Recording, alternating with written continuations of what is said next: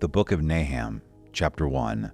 The oracle of Nineveh, the book of the vision of Nahum the Elkoshite. A jealous and avenging God is the Lord. The Lord is avenging and wrathful. The Lord takes vengeance on his adversaries, and he reserves wrath for his enemies. The Lord is slow to anger and great in power, and the Lord will by no means leave the guilty unpunished. In whirlwind and storm is his way, and clouds are the dust beneath his feet. He rebukes the sea and makes it dry. He dries up all the rivers. Bashan and Carmel wither. The blossoms of Lebanon wither. Mountains quake because of him, and the hills dissolve.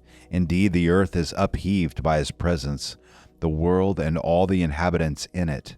Who can stand before his indignation? Who can endure the burning of his anger? His wrath is poured out like fire, and the rocks are broken up by him. The Lord is good, a stronghold in the day of trouble, and he knows those who take refuge in him. But with an overflowing flood, he will make a complete end of its sight, and will pursue his enemies into darkness. Whatever you devise against the Lord, he will make a complete end of it. Distress will not rise up twice. Like tangled thorns, and like those who are drunken with their drink, they are consumed as stubble completely withered. From you has gone forth one who plotted evil against the Lord, a wicked counselor. Thus says the Lord, though they are at full strength and likewise many, even so they will be cut off and pass away. Though I have afflicted you, I will afflict you no longer. So now I will break his yoke bar from upon you, and I will tear off your shackles. The Lord has issued a command concerning you. Your name will no longer be perpetuated. I will cut off idol and image from the house of your gods. I will prepare your grave, for you are contemptible. Behold, on the mountains the feet of him who brings good news, who announces peace. Celebrate your feasts, O Judah. Pay your vows, for never again will the wicked one pass through you. He is cut off completely. Nahum, chapter 2. The one who scatters has come up against you. Man the fortress, watch the road, strengthen your back, summon all your strength. For the Lord will restore the splendor of Jacob, like the splendor of Israel, even though devastators have devastated them and destroyed their vine branches. The shields of his mighty men are colored red. The warriors are dressed in scarlet. The chariots are enveloped in flashing steel, when he is prepared to march, and the cypress spears are brandished. The chariots race madly in the streets. They rush wildly in the squares. Their appearance is like torches. They dash to and fro like lightning flashes. He remembers his nobles. They stumble in their march. They hurry to her wall, and the mantle is set up. The gates of the rivers are opened, and the palace is dissolved. It is fixed. She is stripped. She is carried away, and her handmaids are moaning like the sound of doves, beating on their breasts. Though Nineveh was like a pool of water throughout her days, now they are fleeing. Stop, stop, but no one turns back. Plunder the silver, plunder the gold, for there is no limit to the treasure. Wealth from every kind of desirable object. She is emptied, yes, she is desolate and waste. Hearts are melting and knees knocking, also anguish is in the whole body, and all their faces are grown pale.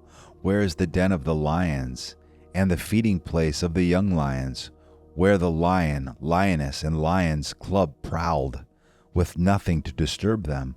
The lion tore enough for his cubs, killed enough for his lionesses, and filled his lairs with prey, and his dens with torn flesh.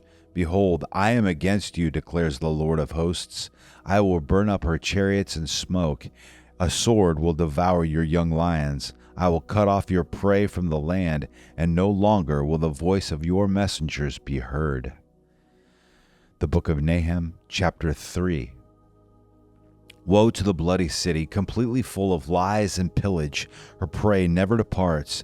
The noise of the whip, the noise of the rattling of the wheel, galloping horses and bounding chariots, horsemen charging, swords flashing, spears gleaming, many slain, a mass of corpses, and countless dead bodies.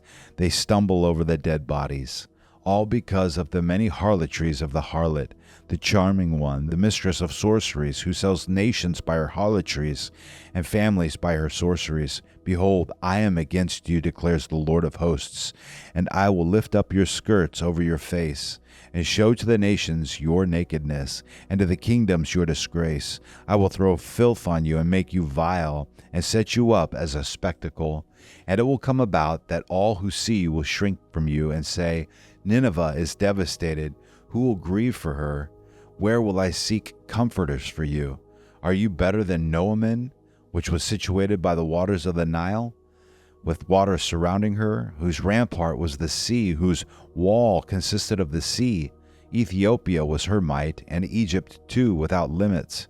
Put and Luban were among her helpers, yet she became an exile. She went into captivity. Also her small children were dashed to pieces. At the head of every street they cast lots for her honorable men, and all her great men were bound with fetters. You too will become drunk. You will be hidden. You too will search for a refuge from the enemy. All your fortifications are fig trees with ripe fruit. When shaken, they fall into the eater's mouth. Behold, your people are women in your midst. The gates of your land are opened wide to your enemies. Fire consumes your gate bars. Draw for yourself water for the siege. Strengthen your fortifications. Go into the clay and tread the mortar. Take hold of the brick mold. There, fire will consume you. The sword will cut you down. It will consume you as the locust does. Multiply yourself like the creeping locust. Multiply yourself like the swarming locust. You have increased your traders more than the stars of heaven. The creeping locust strips and flies away. Your guardsmen are like the swarming locust. Your marshals are like hordes of grasshoppers settling in the stone walls on a cold day. The sun rises and they flee, and the place where they are is not known. Your shepherds are sleeping, O king of Assyria. Your nobles are lying down. Your people are scattered on the mountains, and there is no one to regather them. There is no relief for your breakdown. Your wound is incurable. All who hear about you will clap their hands over you, for on whom has not your evil passed continually?